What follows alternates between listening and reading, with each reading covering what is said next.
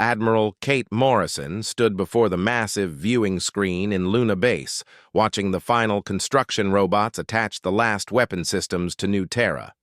The dead planet hung in space like a hollow shell, but Kate knew better. Inside that rocky surface lived 3 million humans and enough firepower to destroy entire star systems. 15 years had passed since the aliens first came to Earth. The Galactic Council had looked at humanity like children playing with toys. They gave humans a tiny corner of space and told them to stay quiet. The council members thought humans were weak and stupid. They were wrong. Kate turned to face the room full of officers behind her. These men and women had spent 12 years building the impossible. They had taken dead worlds and turned them into the largest warships ever made. The aliens had no idea what humans could do when they put their minds to something. "Status report," Kate said to Commander Ryan Blake, her chief engineer. Ryan pulled up holographic displays showing 3 massive objects floating in different star systems. Each one looked like a planet from the outside, but the inside told a different story. New Terra is ready for final tests. Fortress Prime finished weapon. Installation yesterday. Haven's shield needs 2 more weeks for the gravity drive adjustments. Kate nodded. She remembered when Ryan first came to her with the crazy idea. The aliens used small ships, maybe a few miles long at most. They never thought big enough. Humans did. Why build a ship when you could build a world? Dr. Lisa Wang stepped forward from her workstation. She had designed the gravity drives that made the planet ships possible. The power cores are stable on all 3 vessels. We can move worlds now, Kate. Actually move them through space faster than any alien ship. The idea still amazed Kate. They had found dead planets in empty systems where nobody lived. Then they sent mining ships and construction crews. The aliens thought humans were just digging for metals and building colonies. For 12 years, humans had been carving out the inside of worlds and filling them with weapons, engines, and cities. Captain Noah Parker walked up to Kate's group. He would command New Terra when the time came. "My crew is ready. 3 million people living inside a planet, and every one of them knows their job. The aliens think we're miners and farmers. They have no idea we built a military base the size of a world." Kate looked at the tactical display showing alien ship movements. The Galactic Council was getting ready for something. Their fleets were moving into new positions. Intelligence reports suggested they wanted to push humans back even further, maybe trap them in their home system forever. Commander Amy Foster joined the group. She would captain Fortress Prime, the 2nd planet ship. "Our spy networks are reporting increased alien military activity. The Zephyrian Empire is pushing for new restrictions on human expansion. They want to cut us off from the rest of the galaxy." The room fell quiet. Everyone knew this day would come. The aliens had never accepted humans as equals. They saw Earth as a backwater planet full of primitives who got lucky with some basic technology. The truth was much different. Human engineering and manufacturing capabilities were beyond anything the galaxy had ever seen. Kate activated the main communication system. "All stations, this is Admiral Morrison. Begin final preparations for Operation Titan. All planet ships are to complete readiness checks within 48 hours. The response came immediately from 3 different star systems. Millions of humans working inside hollowed-out worlds confirmed their status. The massive gravity drives hummed to life for testing. Weapon systems that could crack moons powered up and ran diagnostics. Cities buried deep in planetary cores prepared for the journey. Ahead, Ryan brought up detailed schematics of the planet ships. Each vessel carries enough supplies for 10 years of independent operation. We have manufacturing centers, farms, hospitals, schools, everything needed for a complete civilization. These aren't just warships, Kate. They're mobile worlds. Wong added more technical details. The gravity manipulation drives let us move these planets faster than any alien dreadnought. We can jump between star systems in days instead of weeks. The aliens still use fusion drives and think they're advanced. Kate studied the alien fleet positions again. The Galactic Council was definitely planning something. Probably another meeting where they would decide humanity's fate without asking humans what they wanted. The Council had done this before. They would do it again unless someone stopped them. How long until we can move the planet's ships? Kate asked. New Terra and Fortress Prime can depart immediately, Ryan replied. Haven's shield needs those drive adjustments, but she'll be ready soon. Captain Parker stepped closer to the display.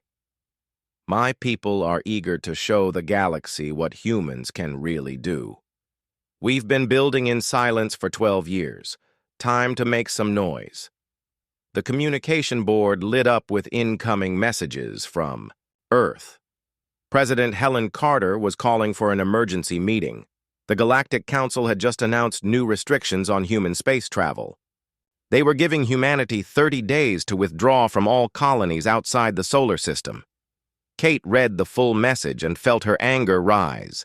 The aliens thought they could push humans around because they had bigger fleets and older civilizations. They measured strength by the size of their ships and the age of their empires. They never considered that humans might think differently. Send a message to Earth, Kate ordered.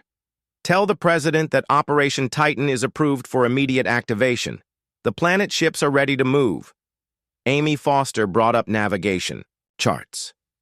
If we leave now, we can reach the Zentara system in 2 weeks. The Galactic Council will be meeting there to finalize the new human restrictions. Perfect timing, Kate said. Let them make their plans. We'll show up with ours. The massive viewing screen switched to show all 3 planet ships simultaneously. New Terra looked like a barren rock covered in mining equipment.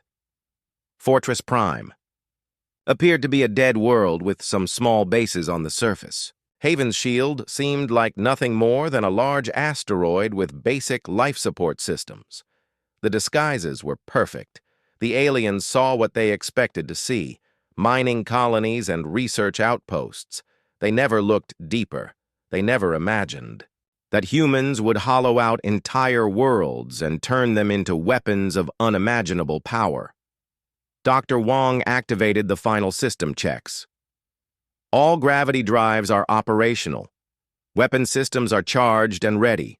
Life support is stable for the entire journey. We can move worlds across the galaxy, Kate. The aliens have no idea what's coming. Kate took one last look at the displays. 15 years ago, humanity had been alone in the universe. Then the aliens came and treated humans like children. They offered tiny scraps of territory and expected gratitude.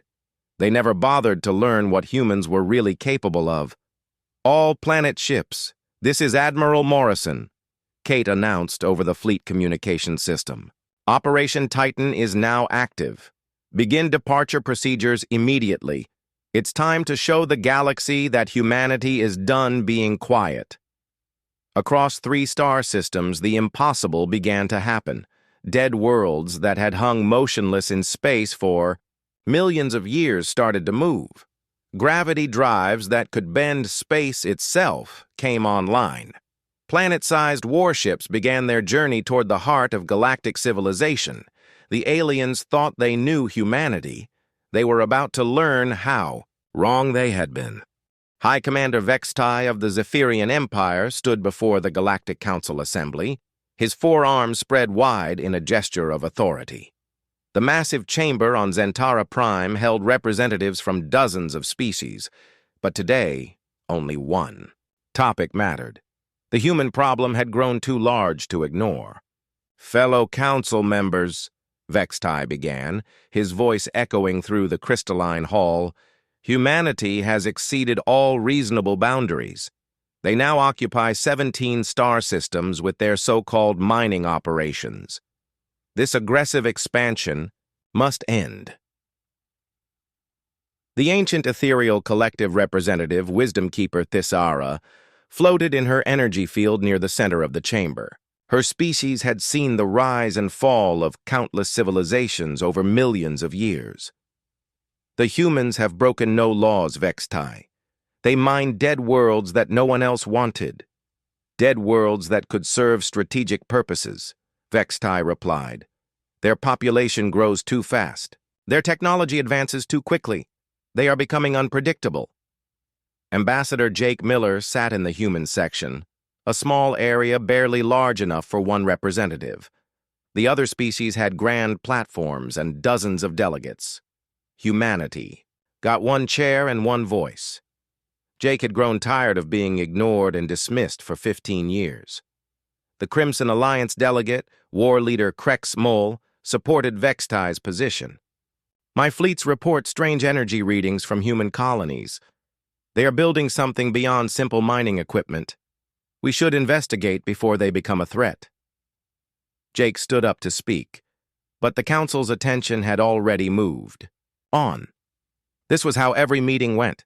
The aliens talked about humanity like they weren't in the room. They made decisions about human space without asking human opinions. Today felt different, though. Jake had received coded messages from Earth suggesting that patience was finally running out. Elder Zixandra of the Crystal Consortium joined the discussion. The humans are useful traders. Their manufacturing capabilities exceed most species. Why restrict them when they provide valuable services? Because they multiply like bacteria, Vextai snapped. Earth went from 3 billion humans to 12 billion in just 50 years. Their colonies grow faster than any other species. In another century, they could outnumber established civilizations. The debate continued for hours. Jake listened to alien voices discussing human fate like a business transaction. Some species wanted to restrict human expansion to prevent competition. Others saw economic benefits in human trade. None of them seemed to care what humans wanted for themselves. Finally, Thaisara called for formal proposals. Vextai stepped forward with his prepared statement. I propose the Terran Containment Protocol. All human colonies beyond the Sol system must be evacuated within 30 days. Humanity will be restricted to their home system until they prove they can control their expansion and population growth. The chamber erupted in discussions. Jake tried to speak against the proposal, but his voice was lost in the noise. The smaller species delegates whispered among themselves. The major powers debated the merits of containment versus controlled expansion. Krex Mole supported the proposal immediately. The Crimson Alliance agrees. Human expansion threatens established trade routes and territorial boundaries. Containment serves galactic stability. Jake finally got recognition to speak. He stood before hundreds of alien representatives, knowing his words might be humanity's last chance for diplomatic solutions. Honored council members, humanity has followed all galactic laws. We have paid our taxes, respected territorial boundaries, and contributed to galactic trade. This proposal punishes success and growth. Success? Vextai laughed, a harsh sound that echoed through the chamber. Humans are barely past primitive status. You achieved spaceflight only 300 years ago.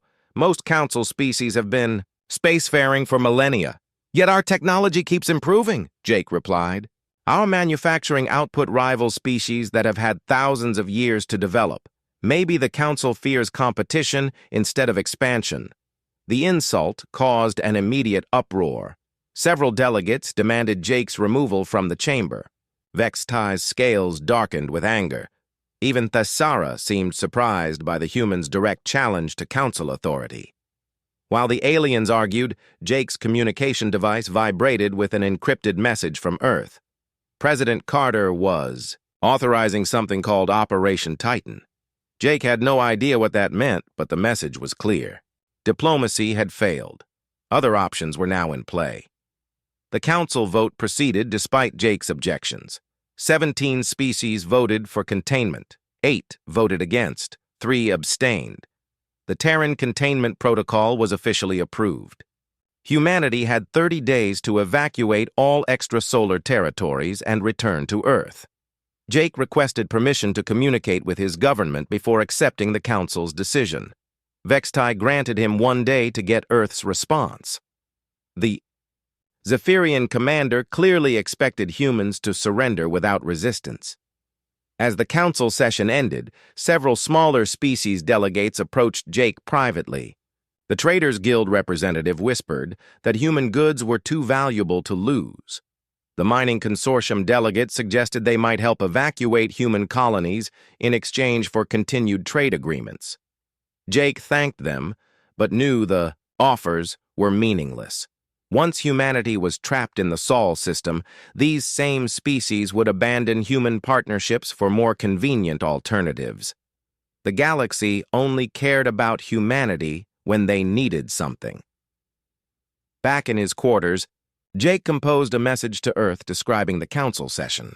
He explained Vextai's arguments, the vote results, and the 30-day deadline.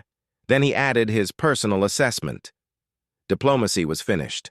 The galaxy would never accept humanity as equals through peaceful means. The response from Earth came within hours, much faster than normal. President Carter's message was brief but clear. The Terran containment protocol was unacceptable. Earth was rejecting the Council's authority over human territories. Jake should prepare for significant developments in the coming weeks. Jake wondered what Earth was planning.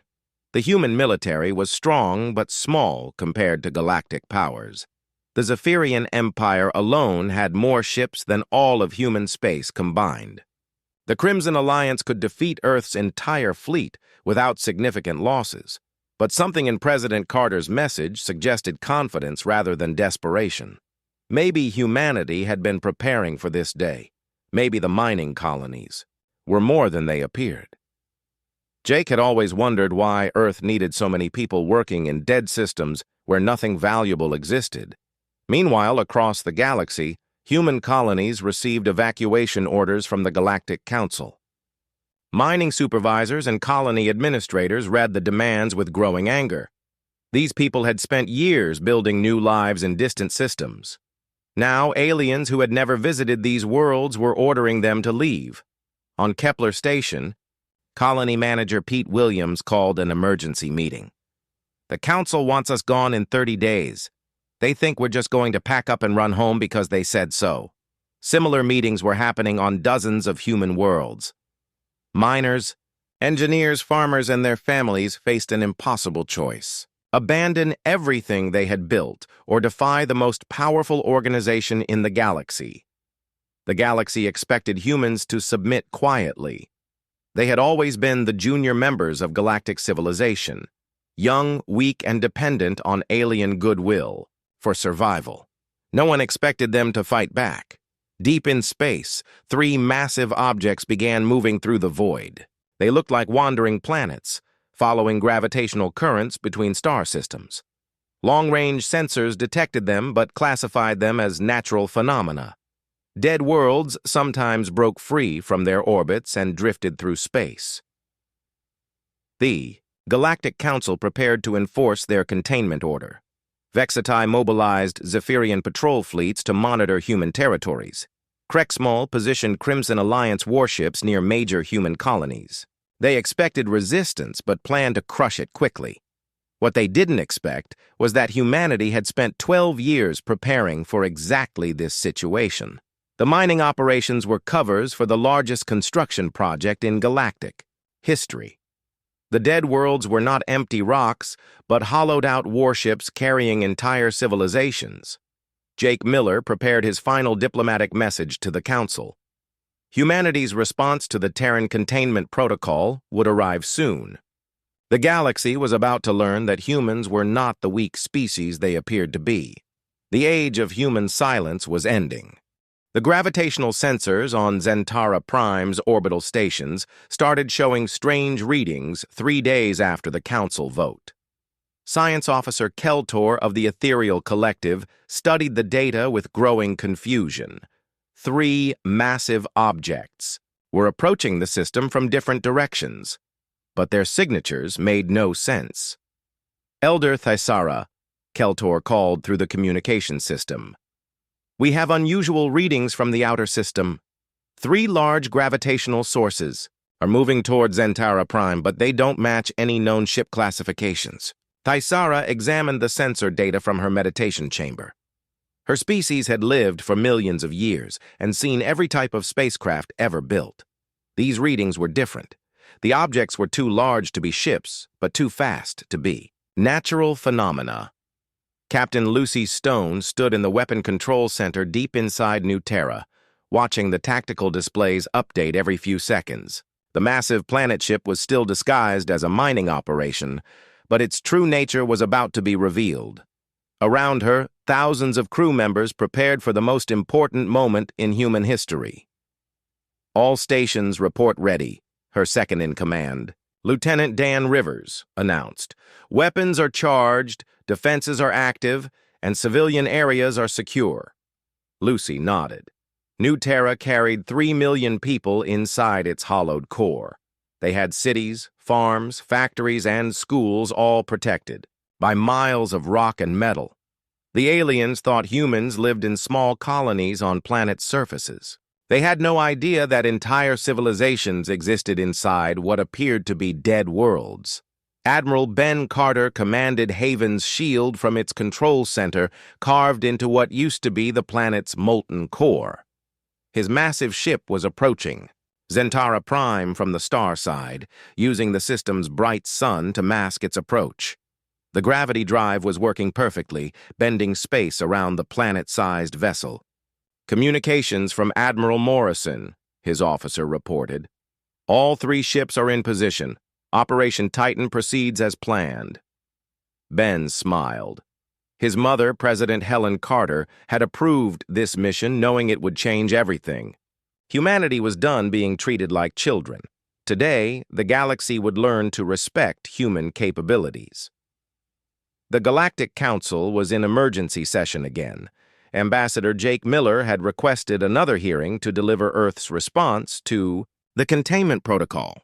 Most council members expected humanity to surrender and negotiate better terms for their withdrawal from galactic space. Vextai was confident that humans would back down when faced with superior numbers. Humans are practical creatures. They will see that resistance is pointless and accept our generous offer to let them keep their home system.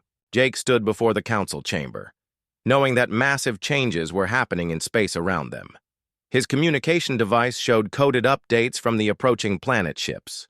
In a few hours, the galaxy would never be the same. "Honored Council members," Jake began. "I have Earth's response to your containment protocol." The chamber fell silent. Representatives from dozens of species waited to hear humanity surrender to galactic authority. Jake looked around the room, seeing the same dismissive expressions he had faced for 15 years. "Earth rejects the Terran containment protocol," Jake announced. "Furthermore, humanity demands full voting membership in the Galactic Council, recognition of all human territories, and an end to discriminatory policies against our species." The chamber exploded in angry voices. Vexitai's scales turned dark red with rage. Even the normally calm, ethereal representatives seemed shocked by human audacity. "This is ridiculous," Krexmol shouted. "Humans have no power to make demands. We could destroy your entire fleet with a single battle group." Jake smiled calmly. "You are welcome to try." While the aliens argued about human defiance, the gravitational anomalies around Zentara Prime were becoming impossible to ignore. Science. Stations across the system reported massive objects approaching from 3 directions. The reading suggested they were artificial constructs, but their size was beyond anything in galactic records. Commander Amy Foster received the final approach vectors for Fortress Prime. Her planet ship was coming in from below Zentara Prime's orbital plane hidden among the system's outer asteroid fields. The massive vessel's stealth systems made it appear to be just another large asteroid drifting through space. "Estimated time to reveal position?" Amy asked her navigation officer. 6 hours until optimal positioning," Lieutenant Brad Cooper replied. "All 3 ships will be in place simultaneously." Amy looked at the displays showing her planet's interior. 2.5 million humans lived and worked in the vast spaces carved from solid rock. They had volunteered for this mission knowing they might never see Earth again. They believed in humanity's right to stand among the stars as equals. The council chamber's emergency alarms started sounding. Keltor's voice echoed through the building's communication system. All council members, we have confirmed artificial objects approaching Zentara Prime. 3 massive constructs of unknown origin are taking positions around our world. Vexte turned to Jake with suspicion. What do you know about these objects? Earth's response to your containment protocol, Jake replied calmly. The main viewing screen in the council chamber switched to long-range sensor displays. 3 enormous objects were visible approaching Zentara Prime. They were too large to be ships and too fast to be natural phenomena. As the objects came closer, their true nature became clear. Those are planets, Thaisara whispered in amazement. Someone is moving planets through space. The first planet ship dropped its disguise as it reached the outer edge of Zentara Prime's gravity well. New Terra's rock surface retracted like opening petals, revealing the massive military installation beneath.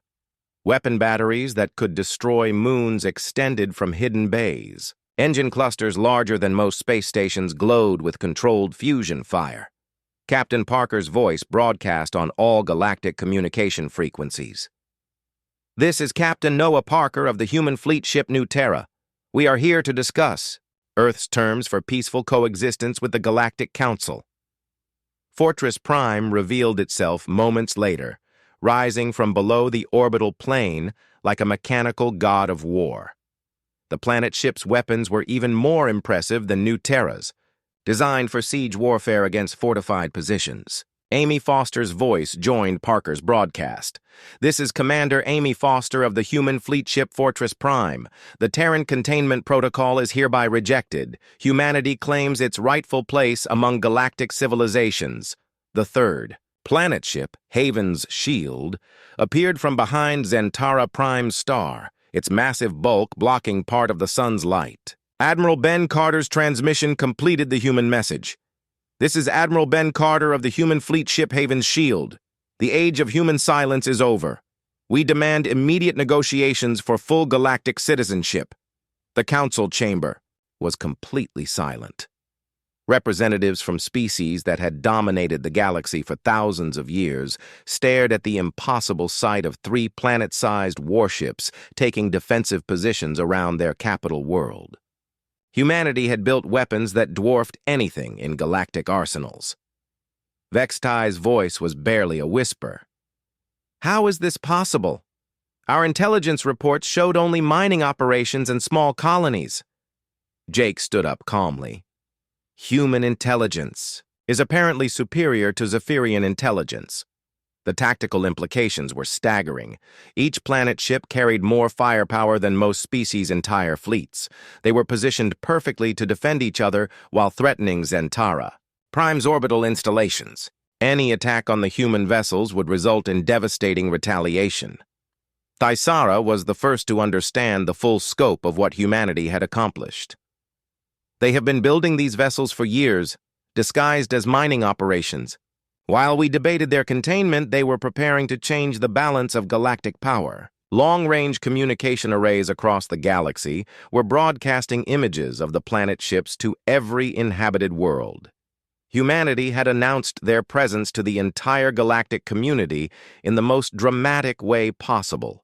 The species that had been dismissed as primitives had just demonstrated technology beyond anything previously imagined. Jake activated his personal communication device and spoke directly to the 3 planet ships.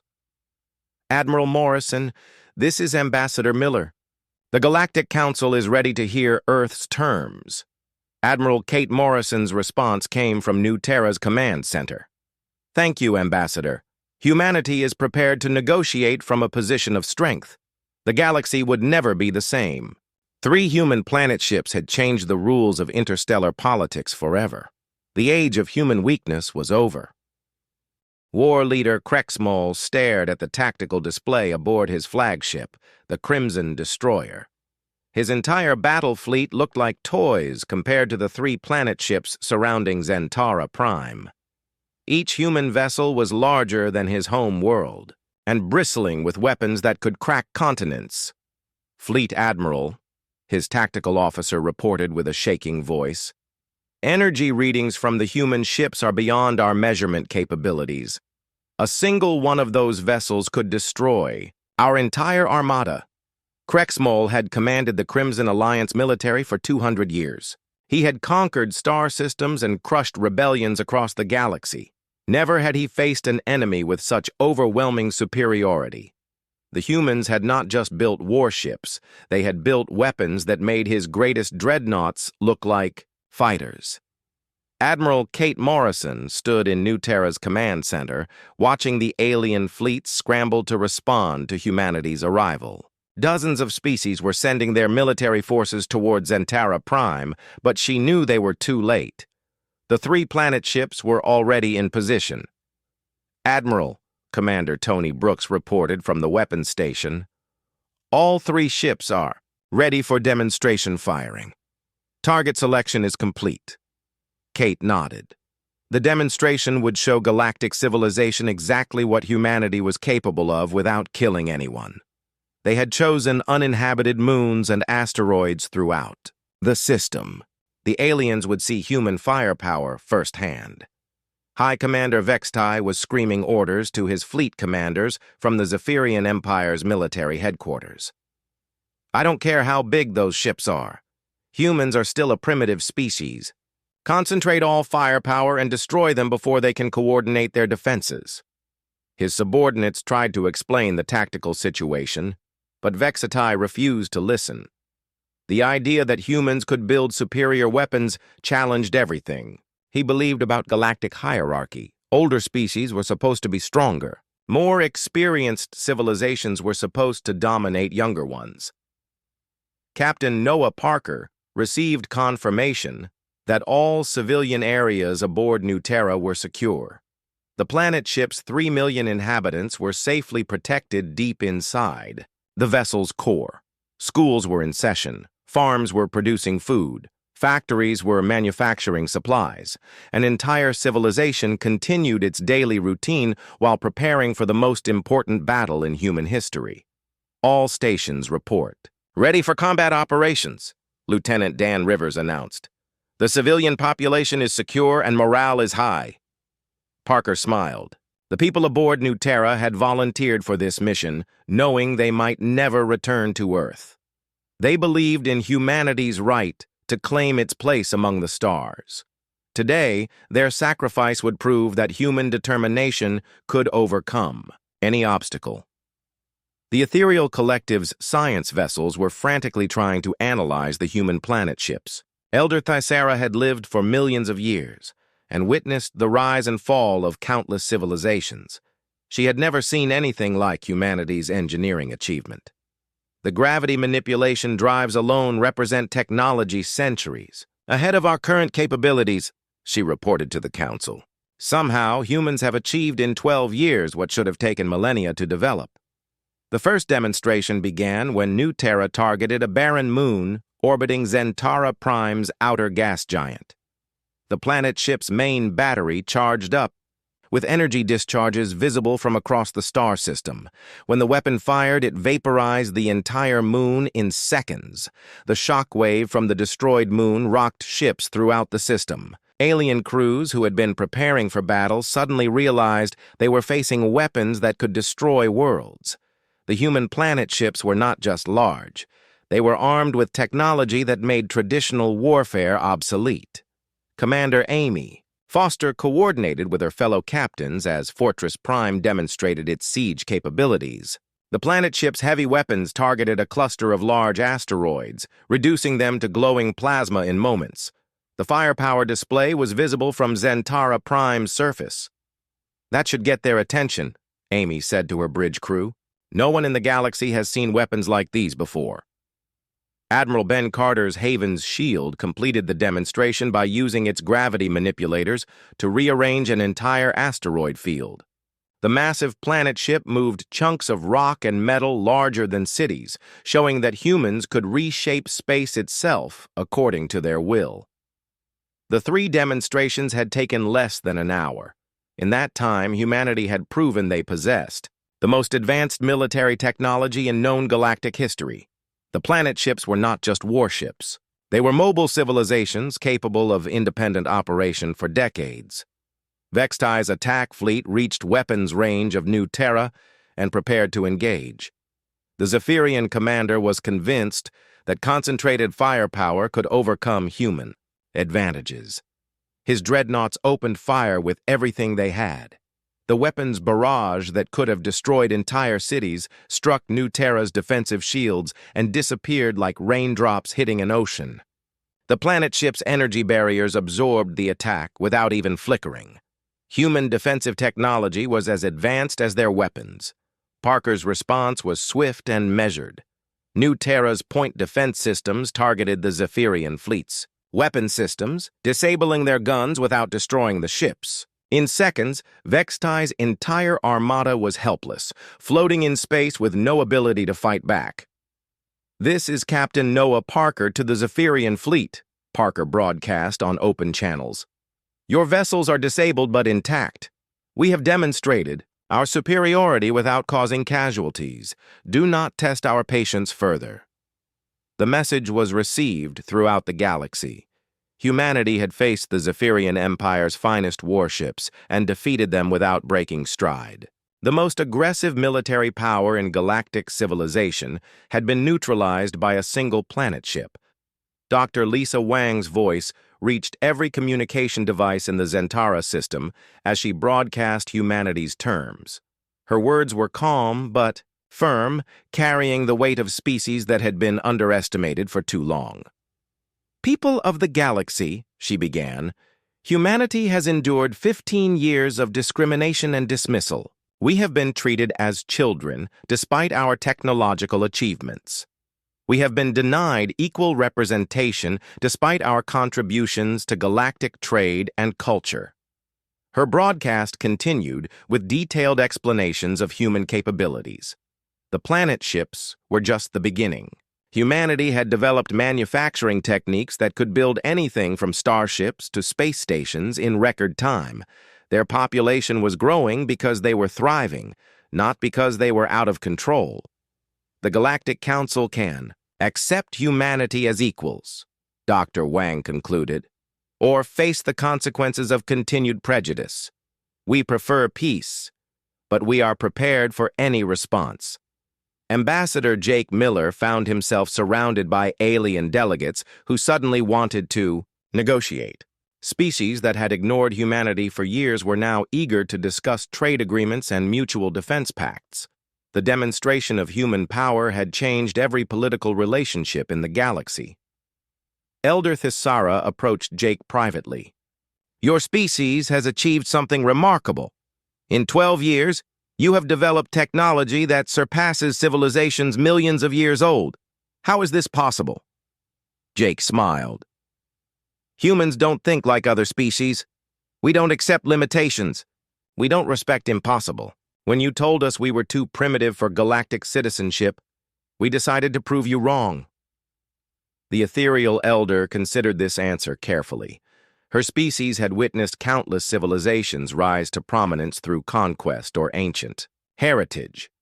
Humanity was the first to claim their place through pure innovation and determination. War leader Krexmol's disabled fleet was rescued by human engineering teams from New Terra. Captain Parker had ordered his people to help repair the Zephyrian ships as a gesture of good faith. The aliens who had come to destroy humanity were now dependent on human assistance for survival. The irony was not lost on galactic observers. The species that had been deemed too primitive for equal treatment was now demonstrating superior technology and moral character. Humanity could have destroyed their attackers but chose mercy instead. Admiral Morrison opened direct communication channels with the Galactic Council. "Honored representatives, humanity has demonstrated our capabilities and our intentions. We seek peaceful coexistence based on mutual respect and equal treatment. The choice of how to proceed is yours." The standoff continued as alien governments debated their response. Some species called for immediate acceptance of human demands. Others suggested negotiated compromises. A few extremist factions still advocated for military action despite the obvious futility. But the galaxy had seen enough. 3 planet-sized warships had changed the balance of power forever. Humanity was no longer the weak junior member of galactic civilization. They had become a force that could not be ignored or dismissed. The age of human equality was about to begin. President Helen Carter stepped off her transport ship onto the docking bay of New Terra, surrounded by the most important diplomatic delegation in human history. Secretary of State Paul Green walked beside her, carrying the formal documents that would reshape galactic civilization. Behind them, Earth's finest negotiators prepared for discussions that would determine humanity's future. The interior of the planet ship amazed the human visitors. Miles of corridors led through underground cities where millions of people lived and worked. Children played in parks carved from solid rock. Farmers tended crops in vast agricultural domes. Engineers built new technologies in factories that could have housed entire space stations. Admiral Kate Morrison met the presidential party at the main administrative center. "Welcome to New Terra, Madam President. Our mobile civilization is ready to support extended negotiations with the Galactic Council." Helen looked at the tactical displays showing the positions of all 3 planet ships around Zentara Prime. The human vessels had maintained their defensive formation for 2 weeks, while alien governments debated their response. Some species wanted immediate war, others pushed for diplomatic solutions. Most were simply terrified of human capabilities. The Galactic Council chamber had been restructured to accommodate the new reality of human power. Jake Miller now sat at a primary negotiation table instead of in the small observer section. Representatives from dozens of species who had previously ignored humanity were suddenly eager to discuss partnerships and trade agreements. Elder Thisara of the Ethereal Collective spoke for the Council's moderate faction. "Humanity has demonstrated capabilities that exceed our understanding of technological development. We must acknowledge that our previous assessments of human civilization were incomplete." High Commander Vextai sat in silence, his 4 arms crossed in defeat. His fleet remained disabled around New Terra, dependent on human engineers for basic life support. The Zephyrian Empire's military superiority had been exposed as an illusion. Human technology had made traditional warfare obsolete. Captain Lucy Stone monitored alien fleet movements from New Terra's tactical center. More ships were arriving every day as various species sent reinforcements to the Zentara system. The growing armada represented the largest military gathering in galactic history, but none of it mattered against planet-sized warships. Current enemy strength? Admiral Morrison asked during her daily briefing. 1,200 capital ships from 17 different species, Lucy reported. Estimated combined firepower equivalent to what we demonstrated against that single moon. They could attack all 3 planet ships simultaneously and barely scratch our shields. The numbers told the story of humanity's achievement. 3 ships, crewed by less than 10 million humans, had neutralized the combined military might of galactic civilization. The species that had dismissed Earth as primitive now faced technology they could not understand or counter. Commander Amy Foster received updates from human intelligence networks throughout the galaxy. The planet ships had triggered a diplomatic revolution. Minor species were requesting human protection from larger empires. Trade organizations wanted exclusive access to human manufacturing. Academic institutions begged for technological exchanges. The entire galactic political structure is shifting, Amy reported to her fellow captains. Everyone wants to be humanity's friend now that they know what we're capable of. Dr. Lisa Wang presented detailed technological briefings to selected council members. She explained how human engineering principles differed from established galactic practices. Where aliens built large, humans built efficient. Where aliens relied on ancient designs, humans innovated constantly. The gravity manipulation drives are just the beginning, she told the fascinated alien scientists. Human research continues to advance. We are developing technologies that will make these planet ships look primitive in comparison. The threat was clear.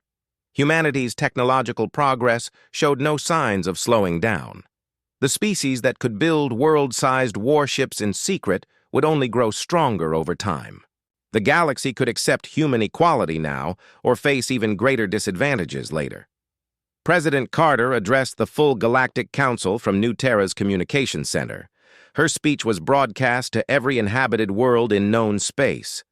Billions of aliens listened to the leader of a species they had underestimated for 15 years. Fellow citizens of the galaxy, she began, humanity seeks partnership, not domination. We have demonstrated our strength to earn respect, not to inspire fear. The planet ships represent our commitment to defending human rights and human territories. She outlined humanity's terms for peaceful coexistence, full voting membership in the Galactic Council, recognition of all human colonies and territories, an end to discriminatory policies based on species age or origin, equal access to galactic trade networks and scientific exchanges. We offer our technologies and capabilities to benefit all galactic civilization, President Carter continued, but we will not be treated as inferior species any longer. The choice between cooperation and conflict belongs to you. Admiral Ben. Carter coordinated final defensive preparations aboard Haven's Shield. His massive planet ship could survive for decades without external support, but he hoped the crisis would end peacefully. Humanity preferred to build rather than destroy, to create rather than conquer. All civilian populations report normal operations, his executive officer announced. Food production is stable, manufacturing continues, and morale remains high throughout the ship. The 3 planet ships were not just warships, but proof of human social organization. Millions of people living together in harmony while their civilization negotiated with alien powers. The human model of cooperative achievement impressed even ancient species that had seen countless civilizations rise and fall. War leader Krexmol was the first major alien leader to accept the new reality. His disabled fleet was completely dependent on human assistance, and he had seen human military capabilities firsthand. The Crimson Alliance could not win a war against planet-sized opponents. The Crimson Alliance formally recognizes human territorial, claims and supports their application for full council membership, he announced to the shocked chamber. The galaxy's most aggressive military power had surrendered to human superiority. Other species quickly followed Krexmol's example. The mining consortium wanted human engineering services. The Traders Guild needed human manufacturing capabilities. The academic exchange desired access to human research. Economic necessity made political opposition impossible. Elder Tysara cast the deciding vote for humanity's full council membership. The ethereal collective has witnessed the rise of many civilizations. Humanity has earned their place among galactic powers through achievement and innovation. We welcome them as equals. The vote was unanimous. Even High Commander Vextai eventually supported human membership, though his defeat had broken the Zephyrian Empire's political influence. The species that had pushed hardest for human containment was now among the weakest voices in galactic politics. Ambassador Jake Miller stood before the council as Earth's first full representative. The small observation chair had been replaced with a proper delegation platform. Humanity now held one of the 5 primary seats in galactic government, backed by the implied presence of planet-sized warships. Humanity accepts membership in the Galactic Council, Jake announced. We look forward to contributing our capabilities to galactic prosperity and security. The Human Integration Accord replaced the failed Terran Containment Protocol. Human colonies were officially recognized.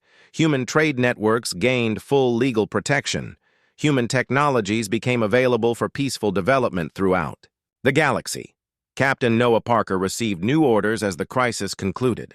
New Terra would depart for the Galactic Rim, where ancient ruins suggested the existence of technologies that could advance human capabilities even further. The planet ship's exploration mission would continue humanity's expansion into the unknown. All stations prepare for departure, Parker announced throughout his mobile world. Our work here is finished. Time to see what else the galaxy has to offer. The massive planet ship engaged its gravity drive and tore through space-time itself, heading toward mysteries that waited among distant stars. Other species could only watch in awe as humanity demonstrated technology that made impossible journeys look routine. Admiral Morrison's final log entry recorded the complete success of Operation Titan. 3 planet ships had changed Galactic history without firing a single shot in anger.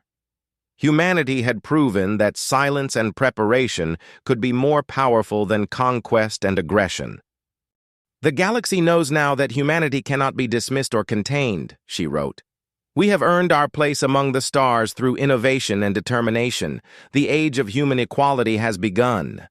But the 3 planet ships were only the beginning. Deep in human space, 7 more worlds were being converted using improved techniques and advanced technologies. The species that could build warships the size of planets would only grow stronger over time. The Galactic Council's new seating arrangement reflected the changed balance of power. Humanity occupied one of the 5 primary positions, their representative, backed by technologies that could reshape space itself. The species that had been called primitive now